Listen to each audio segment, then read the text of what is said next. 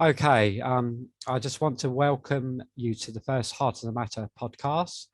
And today we have a wonderful brother joining me, and I'm so excited to be able to talk about all manner of things that touch us deep within our hearts. And he has his own YouTube channel, which is Planetary Intelligence. I'm a little bit nervous being my first podcast, but yeah, I'm looking really forward to this chat and that. So I just want to welcome you, Ahmed, to the Heart of the Matter. Thank you, Kelvin. An honor and a pleasure to be on your channel and be the first individual to be on your channel on a podcast with you. So very honored to be here. Thank you for having me. Yeah, and likewise as well. And I just and just truly amazed by the work that you've been putting out there with Errol on your channel. And yeah, it's just a fabulous time. I see this time as a time of birth pains for Mother Earth, and it's a good time. It's a really good time to be here and to be a part of this time. And yeah, it's great to connect with you, and it's been great to connect with other people that you've put me onto over time as well. So yeah, thank you. And yeah, is anything you'd like to share? And where does one begin to share? I mean, like you said about the birth pains. I think we're all going through birth pains with what's been going on, especially in these strange times we live in over the last 2 years since lockdown began. And the thing is, people maybe haven't realized this, but even that term lockdown, where it's mentioned in prisons, right?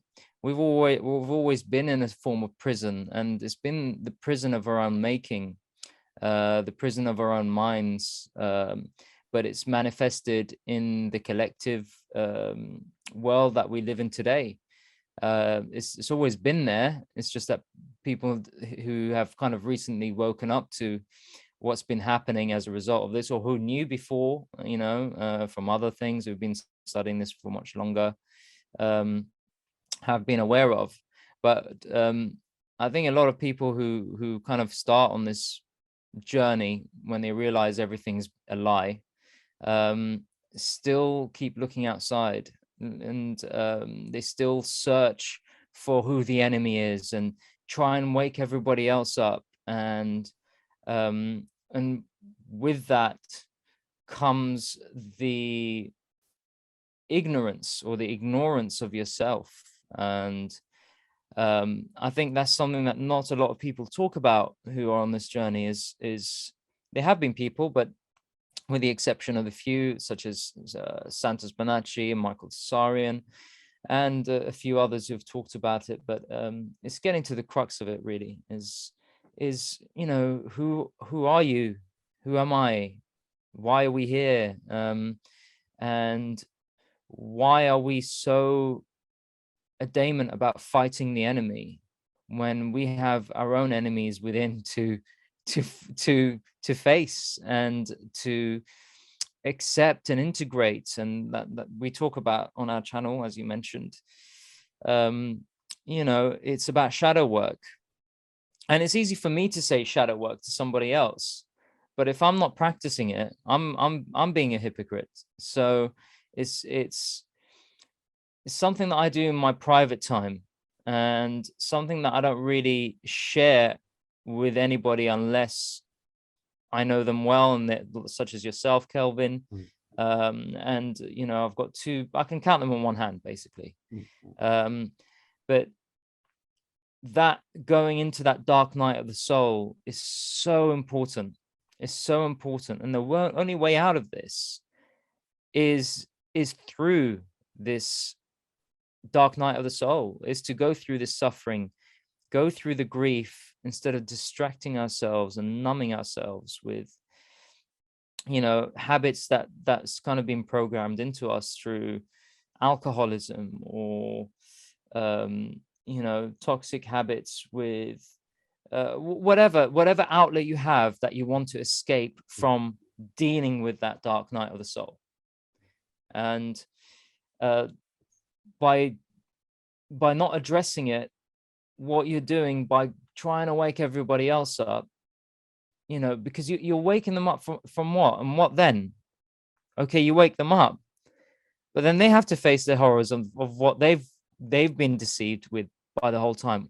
Where if you've actually worked on yourself, you actually have something to give them and say, look, yeah, this is what's going on in the outside world, all these deceptions, all these lies, but actually let's find our truth, find your truth. Or should I say, find your soul, find your know thyself. And this is what the Neoplatonic schools have talked about, Pluto, all the way up to Carl Jung, about the journey of individuation and the alchemy of that. And I think we talked about this just earlier before we started the podcast, which is merging matter with spirit. We live in a very limited lens of reality, of perception. We have a physical body, which is very beautiful, by the way. And our bodies are nature. We talked about this in our last talk on our channel. And it's about going into yourself and really finding out who you're about from a heart base, from a loving place, from a truthful, loving place. And by doing so, you're able to heal parts of yourself and your ancestry, that goes back thousands of how long, I don't know how long we've been around for, but it goes all the way back. By healing that DNA in yourself, you start to free all your ancestors from all that past karma and trauma. And you are it. We are here. You are it. You're alive now, here in this present moment. So allow yourself, and also be kind to yourself in the process. I know there's people who make mistakes, especially men do this a lot, where they just beat themselves up and they become so hard on themselves, and they're like, oh yeah, oh, I did that again, and it's like, oh, I went back to that bad habit, and then you develop this sort of hateful relationship with yourself, which isn't healthy either. So the journey for me personally, for my from my sort of understanding, is do it with kindness and do it with love. It's how you treat others. So how you treat yourself is how you treat others as well. So treat yourself with kindness, treat yourself with love, have patience with yourself, know you're doing your best, but also be aware that the things that aren't serving you, that you are doing, that you've because it's not your fault. It's not our fault that we were programmed. We were born into this world. In a way, we are victims of circumstance. But it's taking your power back and no longer becoming that victim and going, no, I am now my own creator. I'm now going to serve source, which is your inner source. Because by serving your source, your soul essence, you are serving source. Because we're all connected to source. So that's where it comes from. And the longer we delay, the longer this sort of external collective shadow nightmare that's around us will stay. So, like we talked about again, if we all collectively did this on an individual basis, all this stuff will be gone. All the lockdowns, the agenda, the New World Order, you name it, it will be gone, because everybody would have been individuated and they know who they truly are, and they won't accept any of it. And they would have healed from their traumas. And the only way this is able to play out and stay and is because people haven't dealt with trauma. They haven't dealt with themselves. And from that point, we can take that power back by taking your power back and taking yourself back, finding yourself, knowing who you are. That's it. That's the beginning of it. And then the knowledge and the people and the communities, then we can reintegrate society again and reshape new cultures, new music, new art, and create the beautiful world we want to live in and for our children. So, yeah. Beautifully said. Beautifully said. Yeah, and just as you was saying all of that as well, I remember one day being in my kitchen and cutting into an onion. Yeah, and that's what we like. We're like an onion, you know, and all these layers that just need to be peeled away to get to, and eventually you come to the core, and it reminded me of that, you know, from that I was doing in the kitchen when I was making. I can't remember what it was making, but I know I was cutting onions. But that's what came to me, you know, and yeah, it's a beautiful picture, and yeah, it's a great thing, you know, because for me, at the moment I've been picking up some books of Carl Jung, and that's something that I want to start reading and getting more into. And obviously, you know, I'm like yourself, you know, I want to work on my shadow, you know, and you know, integrate the soul, you know, and do just do those things that is going to be helpful to mankind, to be the lighthouse, you know. And there's a great saying as well: be the change that you want to see in the world. That's it, really, you know. And that's what I want to be, you know. That's what I want to be, you know. So yeah, that was amazing what you had to share there. Yeah. So yeah, I mean, it's like the onion. You talked about the onion. The onion, you know, we are in a way that onion, but it's like when you get rid of the things, say on that outer onion, there are things that are kind of decaying and rotting away. Get rid of them. And those outer onions could be your friends, the people around you who are not really there, you know, to serve your higher self, to serve, you know, your path of individuation. Get rid of those outer layers, and you'll then, by creating that space, you'll be guided, or in a way, magnetically, you will attract people who are on that same path as you. And, you know, is it a coincidence you and I are talking right now? And we've been attracted to each other, magnetized, and created this new friendship? No, because that is what you get rid of as well starts to attract the things you do want, because you know then what you don't want. And when you have those kind of relationships, and you know, that the friendships, the real friendships, you can deal with the inner onion, and they'll help you with the outer onion. They'll make sure that any decay, any people that come in, they will also help you, and or make you aware of things that are decaying in you and going, oh, that's not serving you. That's going to make you more dead. And you're like, oh, thanks for making me aware of that. But then you're still working on that inner onion and keeping it fresh, you know, keep it fresh. And then you're able to grow like a tree in a way, because we have onions, but we also have rings of the trees. You know, you want to keep growing that, becoming more rooted. The bigger the tree grows, the more rooted you are, and the stronger your trunk is. You know, you're able to be truncated and also free, and branch out into places you've never branched out before.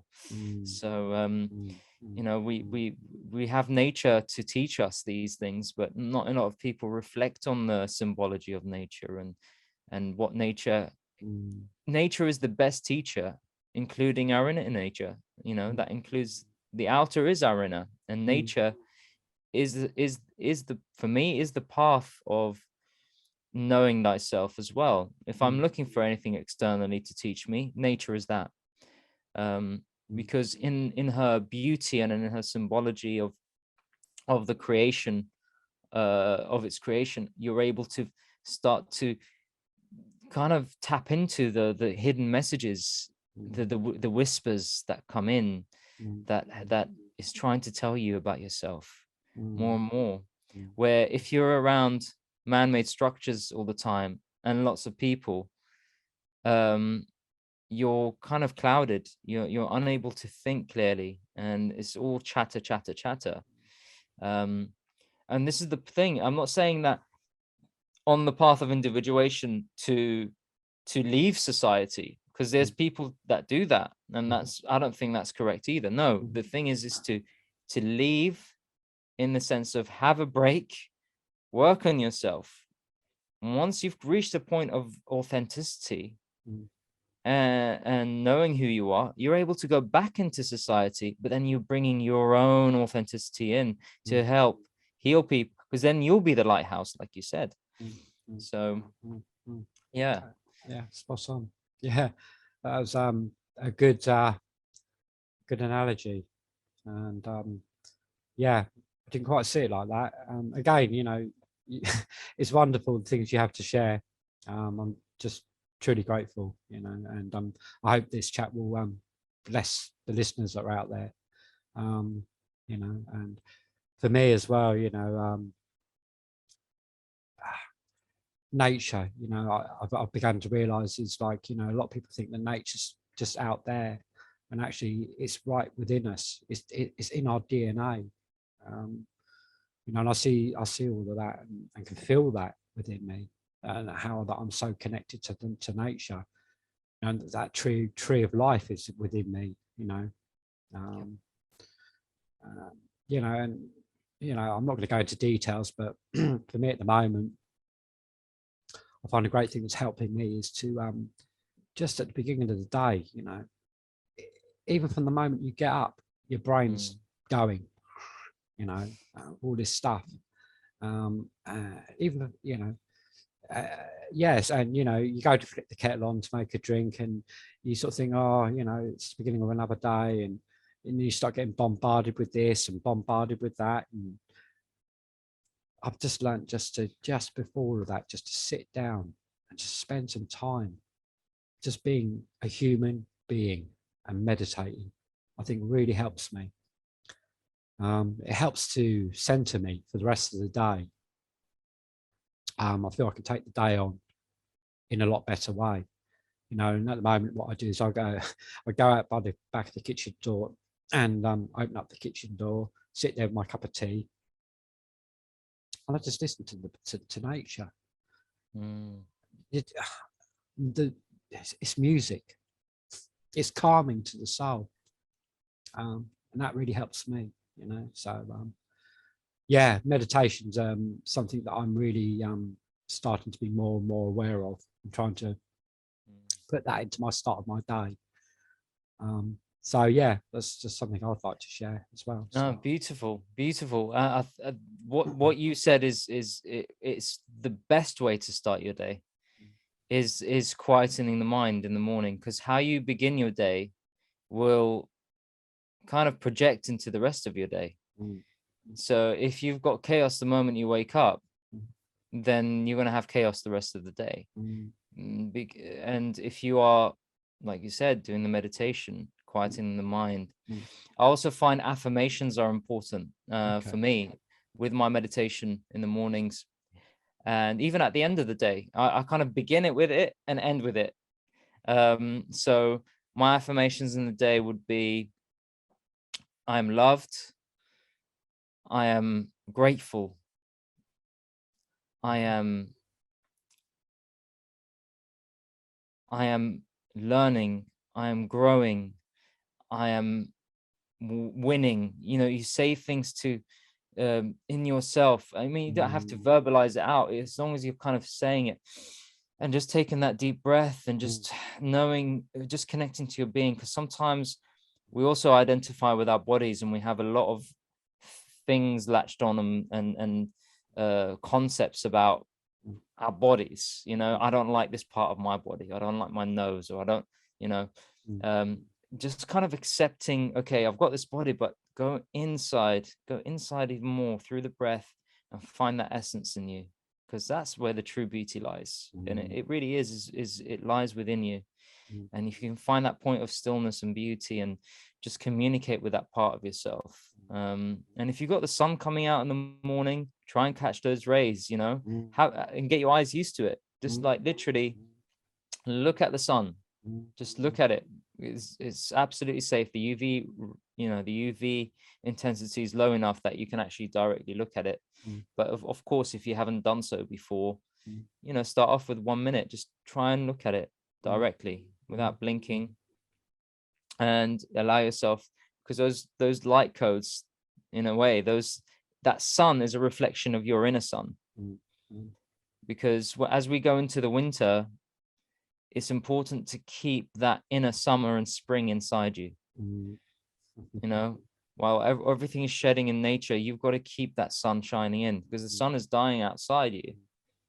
And this is what the the ancients and the look into astrology and so on, why the equinoxes come in. The sun dies during the lower, in the Tropic of Capricorn, and it rises again and is reborn in the Tropic of Cancer from March the 21st till September the 21st.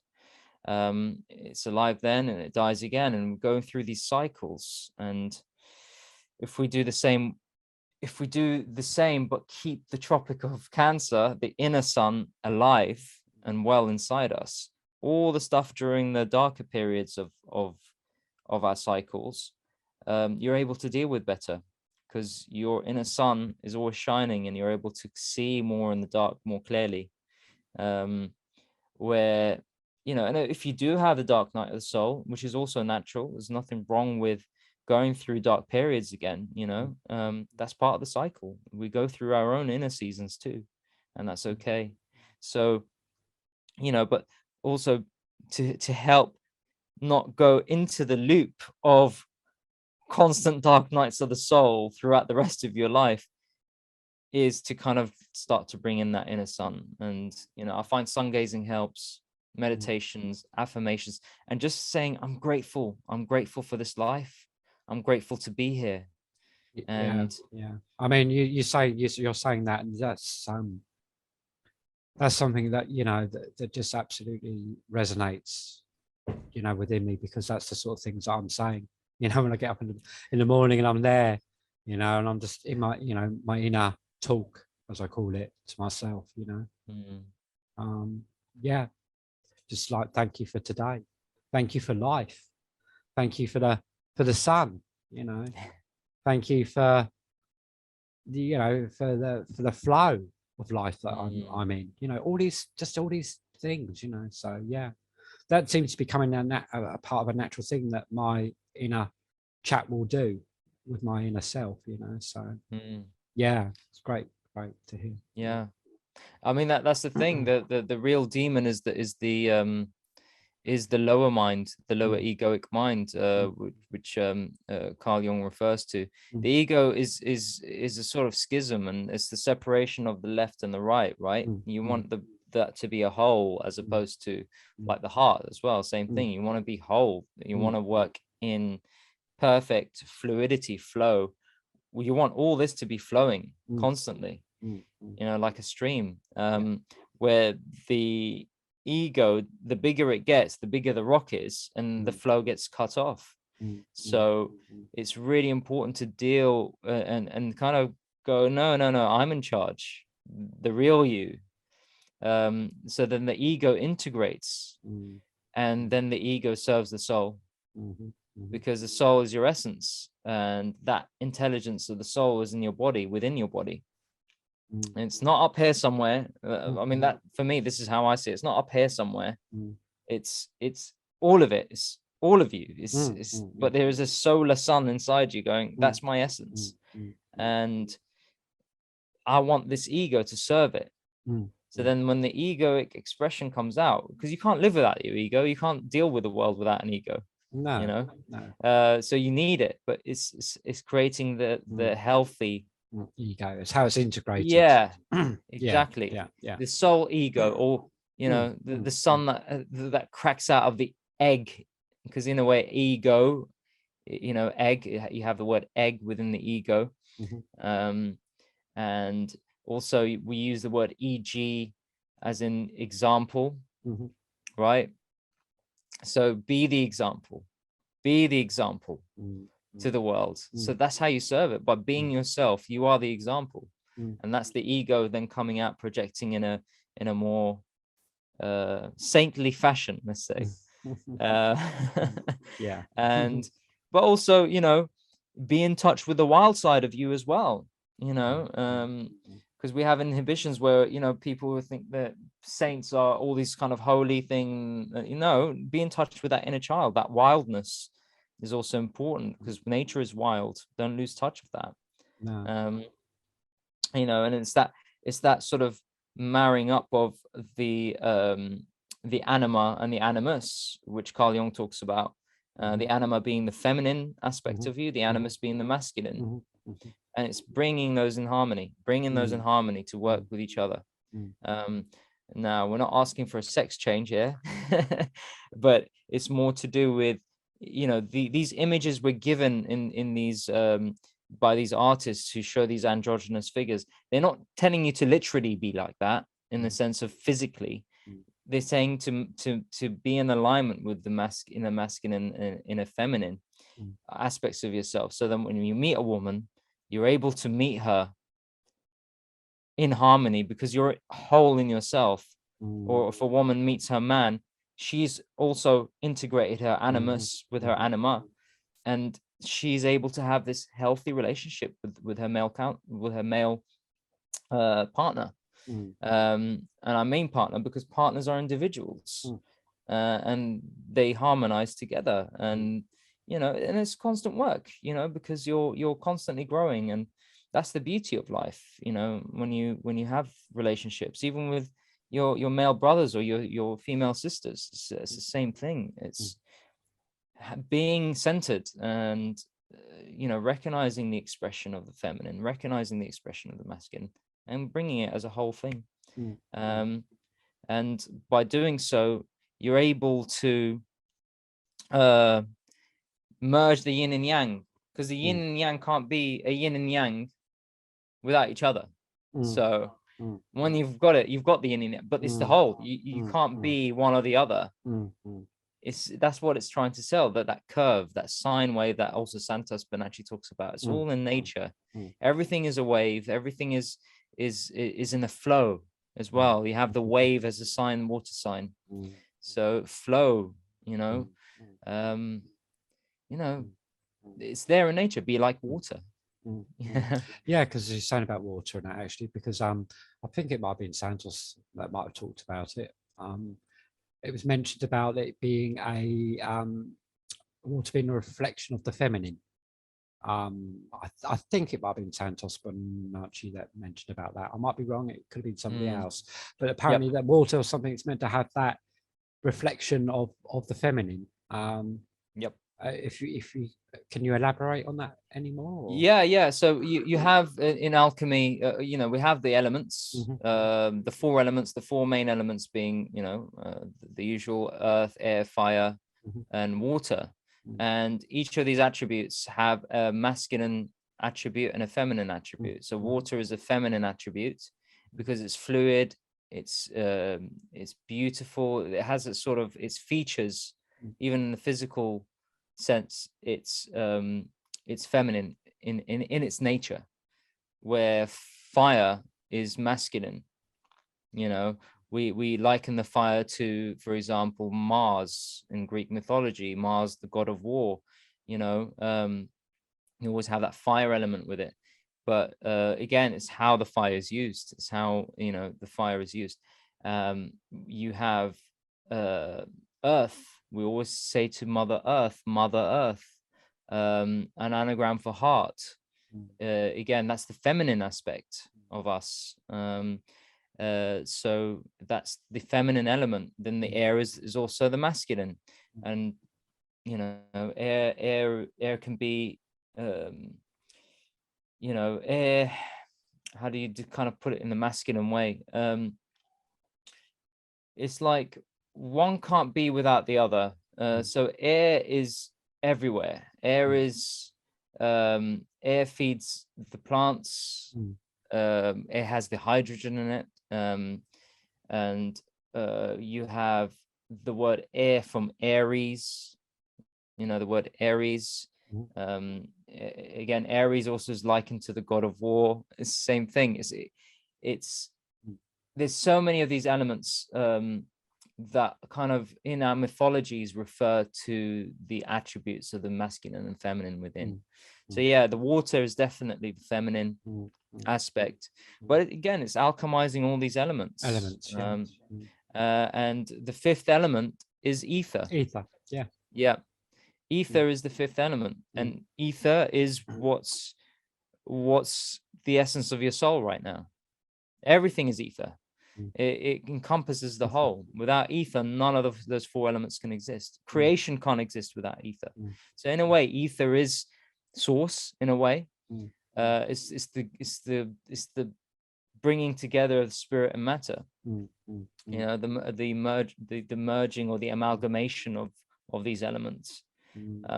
So yeah, it's important. Again, it's the same thing as the zodiac in astrology. It's all there to teach us. Our ancient ancestors were there to say, look, they were always pointing at the stars, always pointing upwards. Why? Because the stars are atoms and they're reflections of our inner thoughts and domes. That they're there because as the earth as the sort of stars shift in their constellations, you're also shifting in line, because we're connected to nature. Our bodies are connected to it, to all these elements. So most people are not conscious of how deeply connected we are with it, you know, with the earth and with the sky. So yeah. I mean, that's the thing that I've realized over time, you know, how, you know, my journey to where I am today, you know, but beforehand, you know, I was blissfully unaware, you know, everything was just outwardly, you know, and that's how my life was, you know, up to about a couple of years ago, and then things started to change for me in my life. And now, you know, it's completely different, the way that I see or perceive things. I'm in touch with my emotions more, you know, which is a good thing, you know, because you don't see that, you know. It seems like a lot of what we see out there, they're disconnected from their emotions, and I feel that's a very important thing, to be connected to your emotions and your feelings and stuff, because I think that that's part of the integration as well. Yeah, and you know, so that's been one of my experiences, really. That emotions are a very big part to play in it, you know. Getting in touch with the heart, you know, from in here, and you know, this part up here, you know, it's there, but I think really it's something, there's just something deep down inside of you, that inner voice, you know, and that for me is where I try and always go and be guided by that, you know, and stuff, you know. It's, yeah, that's just my experience anyway. So no, yeah, absolutely. I mean, in a way, and symbolically speaking, in the sense that you know, the heart is the mother. We talked about earth being heart, mother earth, and the heart, and also the mind is the father, right? But one cannot be without the other. This is the thing, you know. There is truth in duality, but one cannot be, you know, be without the other. And this is why, you know, the father, the mother, the Holy Ghost is the mother. They've kind of emitted her from the mythology and symbology, but a father and the mother and the son, because from the father and the mother comes the son. You merge the mother with the father, and then your son is born. You are the son, and it's by connecting these two, you're able to be born, you know, into who you truly are. And when these are disconnected from each other, like you said, emotions is the feminine aspect, you know. And most men in the West are taught to just batten down the hatchet and stiff upper lip and don't feel anything. You know, you got to be a man, and it's like, well, that's not how to be a man. You're a robot if you're like this, you know. You're not human. You're not real if you don't feel, you know. And it's like through the grief comes the soul, the grief of the heart. You need to grieve all the things. The mother needs to grieve, and with the father, with the comforts of the father, you know. And again, it's like that's how you heal the trauma, is you merge those two. You bring the heart up, but most of the time we're up here. or most of the time they're just down here without this. You know, there's always a misbalance within each individual from these two concepts. Yeah. So it's about merging these two together so you can become whole. The sun is born, and That's you right. become the sun. You shine.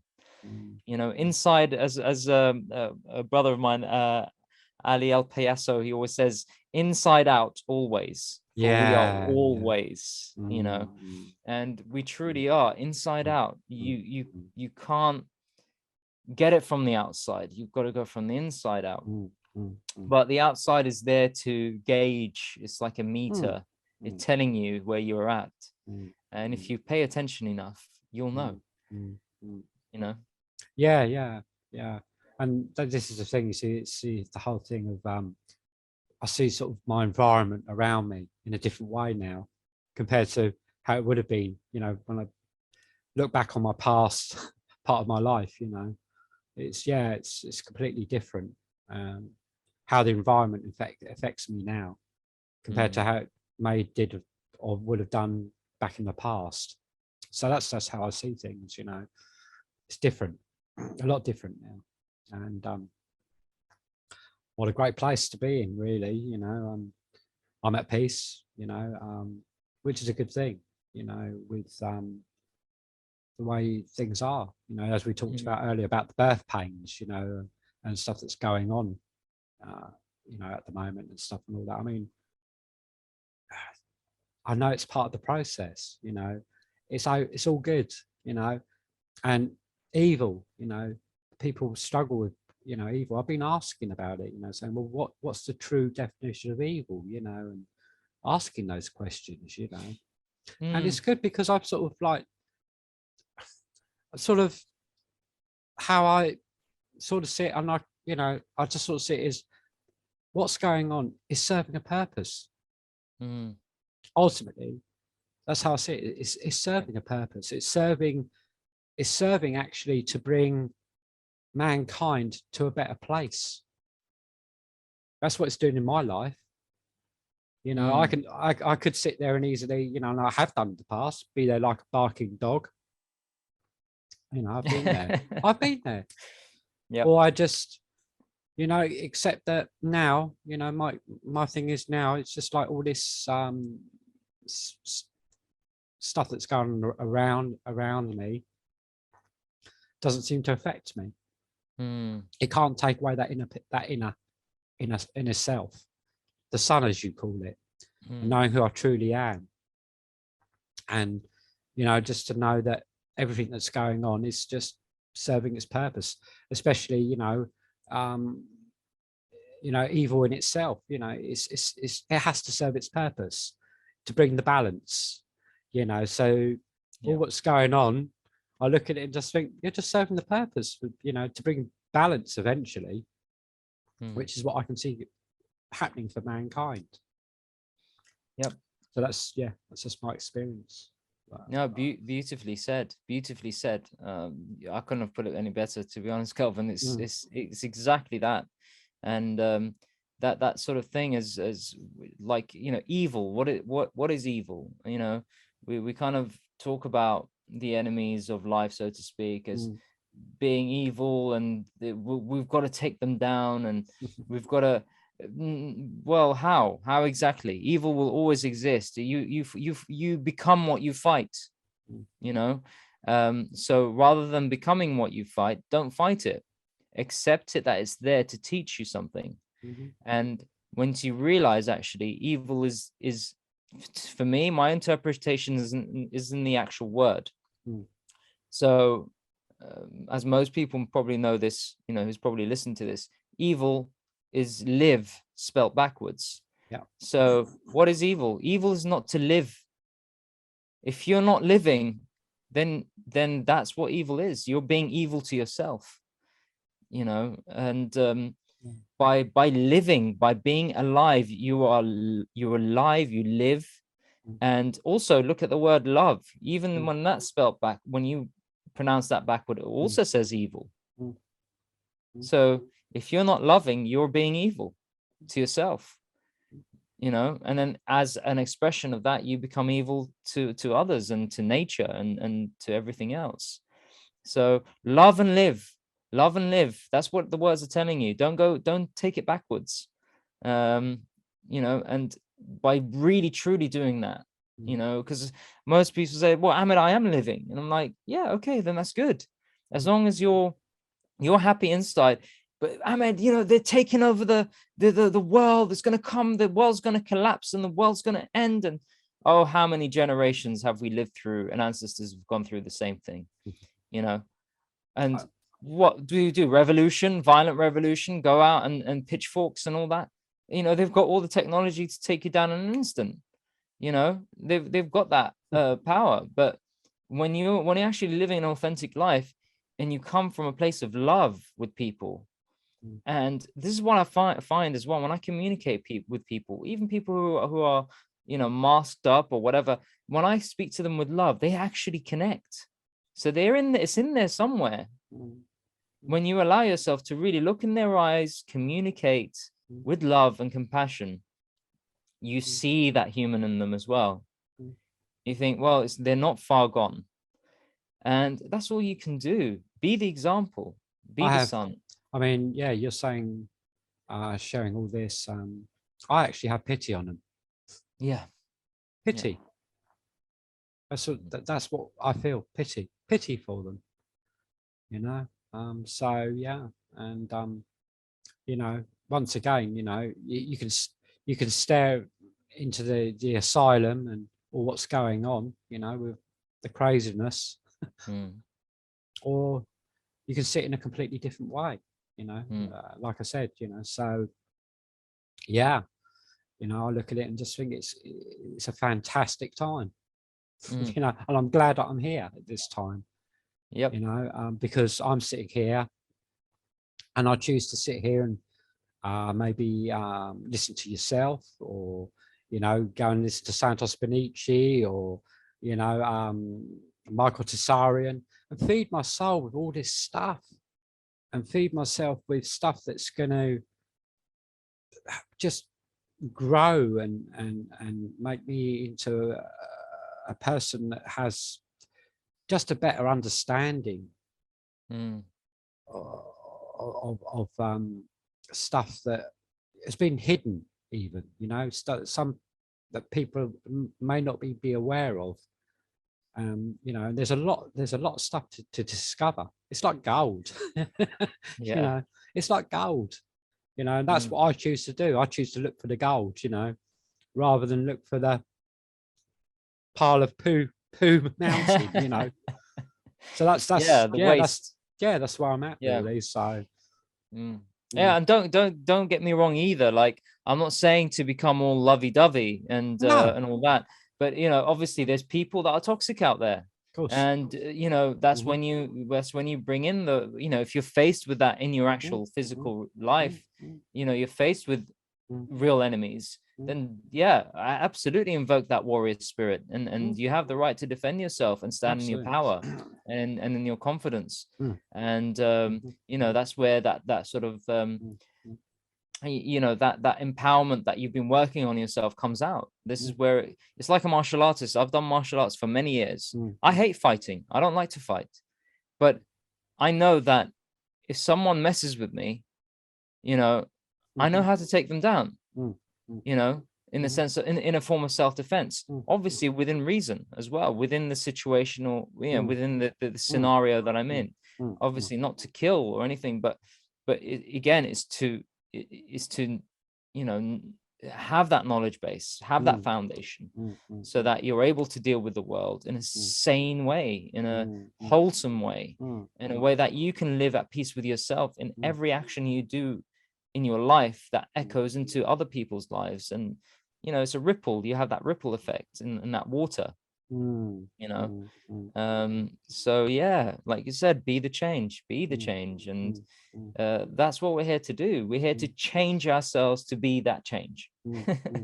Yeah, and, you know, just to add on to that, you know, even myself, you know, I sort of this isn't actually my words, obviously, but it's something that I took from Michael Tessarian, which was about vampires, you know. And yeah, and you start to see, and it's not like you go looking for it, but you just know within you when you know that there's a vampire out there. Yeah, so you just have to be wise on that, and do the right things that you need to do for yourself, within that, so yeah. And sometimes it's about learning to close doors on certain people, even if needs be. Yep. And there's no malice in that. It's just that have a good life, but I'm sorry, but you can't be a part of my life. Yeah. But enjoy, have the life that you want, but I don't want you to be a part of my life. And that's a good thing, because I don't think we should be there to be trodden all over. Absolutely. And by allowing that, you're actually encouraging that behavior, and that to be acceptable in the world that you want to live in. Absolutely. Yeah, absolutely. And that, so yeah. Yes, I'm very wary of trying to be very wary of the vampires, as I call them, or toxic people, Well, but, that's the silver bullet. You become that silver bullet, and you to go, nope, gone, be gone. I don't accept. I'm not even going to say sorry. In fact, I'm not sorry, because I'm actually doing right by me, in the sense of not in a sense of, I'm not bringing your narcissism, your attachment, codependency, your toxic vamping of my energy into my life. And that's actually a form of active self-love, and self-defense as well. So it's cutting those people out. If they're not willing to work on themselves and change, obviously you've got to give them the opportunity, tell them your truth, tell them what you see. But if they're not willing to do that, leave them to it. Why waste another second on these people? They're not worth it. And a lot of them, sadly, are so far gone that it's not your problem to fix to begin with. No. Everyone's born with themselves, and they have a responsibility onto themselves to sort this out, sort all this out. And it's not your problem to fix. No. You can be the friend, you can be the compassionate human being to offer your help and tell them what you see. Say, this is what worked for me. And if they actually listen, then okay, maybe there's a chance there for something to blossom. But yeah, other than that, cut it with your samurai silver sword. It's just like, be gone. Absolutely. Yeah, that's one of the things I've had to start learning about, because I suppose I've been quite an easygoing type of person in my life, and now I've come to a point where I'm like, I'm not going to be that. It's finding the balance. You're not looking for the whole ego to come in there, and no, I'm not talking about that. It's just weighing things up, and just knowing that some people that might come into your life might not be helpful. So you just have to learn to just say, okay, I'll choose to close the door and have a good life, and I'll go on my life. Thank you very much. So yeah. And the other, another thing I just wanted to pick up on as well was about how I've been in certain situations as well, where, you can sit there and you're picking up on all this stuff going on around you, I come away sometimes and it feels like a real low vibration. I just think this is not helping me. This is not helping me, especially when I find it's people that are very locked into the whole sort of what's going on in the world. They're always looking for, the latest sort of like stuff that they're trailing up from this resource and that resource and this. I just think, in a way, Kelvin, I feel like people. I just feel like I need to just. Yeah. It's almost like put myself out. I can't be there. I have to just take myself out of the situation. Yeah. Anyway. I see why, because the reason is that they're reenacting trauma again. It's not even just trauma, but it's unresolved inner issues, because if you think about it, is perpetuating the fear in the alternative media. Oh, they're doing this now. Oh, they brought this out. They brought this there. Oh, they're gonna do this. They're gonna, and that sort of information that they're constantly looking for to bring into their reality is because they're not dealing with they're using that fear as in a form of an escape from the thing they fear the most, which is they're fearing to deal with themselves. They're fearing with what they're hiding inside themselves. You know, what they haven't dealt with, that shadow, that dark thing that they've given birth to and they've ignored and neglected, and it's just become more and more gruesome over the months and years they've ignored it. So they've kind of distract themselves with the agenda and what's going on without dealing with it, and it festers and it festers, and that's why it just becomes a perpetual thing for them. They're constantly sharing and doing it. It's like, deep breath, right? Time to go in, because that is now, you know, and it manifests in that, it manifests in you know, toxic habits, you know, things that don't serve your body or your mind. Look, we all have our vices, but it's about keeping it tamed and moderating it to the point where it doesn't intoxicate us to the degree that we're walking ill ourselves and dead ourselves, you know. And yeah, it's something that actually, what you've just said there, I wanted to just put in there, but with people who are actually just always, you know, of course, share what's going on and whatever you need to, but you know, that's not going to make the change. The change comes from you. You have to make the change in yourself, and through actually going out in the physical world. You can share all the things you want on social media, spreading the truth, which is also, you know, I'm not saying not to do that, but I'm saying that's not going to make the biggest impact. You know, it's on the individual level, on the personal level, speaking to your neighbor, you know, speaking to the sphere of influence you have over, you know, that is something that can change. But most importantly is the inner work. Again, it goes back to dealing with the thing you fear the most. What is the thing that you fear the most? The thing you fear the most is already inside you. You know, what evil festers in you? If you see evil outside, is there something unchecked inside? I mean, yeah, I was going to just add on to that. It's like, again, for me, it's just like more distraction as well. Just to keep you distracted from your inner self. You know, that's how I see it. You know, so for me, you know, I choose to not really put myself into those environments. Really, you know, I much prefer sitting there and being creative. You know, going into nature. You know, doing all these wonderful, beautiful things that are going to help to change the world. You know, it's all there within us. All the answers are there. If you decide to just stop and, like you said, take a deep breath and go inwardly and stuff, that it's there. It's waiting to be discovered. You know, it's all there. So yeah, beautifully said. Thank you.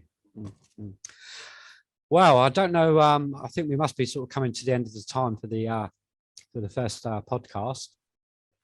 Is there sort of any final words that you'd like to share or say before we wrap things up? I just want to say congratulations to you, Kelvin, for starting these podcasts. Thank you for having me on. I see all the great, lovely work you do, and thank you, brother. I honor you, and I feel honored to be a part of this, you know, this podcast, and a part of your life too. So thank you for having me. You know, I just hope the listeners would take something useful away from it. That's all. We're all here to help each other become more aware and help each other grow. And I hope today's talk would give them some nugget of wisdom, and hopefully they will reciprocate that in some more sort of way as well, you know. So yeah, much love. And likewise, and thank you, you know, for coming on, and thank you for sharing, you know, all what you shared, you know, from the heart. And yeah, much appreciated for all your great work that you're doing over on your channel. I'll make sure that they get a link to your channel as well. And yeah, I'm looking forward to the next time that we can connect and have another deep discussion. So thank you for sharing, and yeah, love you very, very deeply, brother. And looking forward to the next one. Thank you. Love you too, brother. Thank Thank you. you.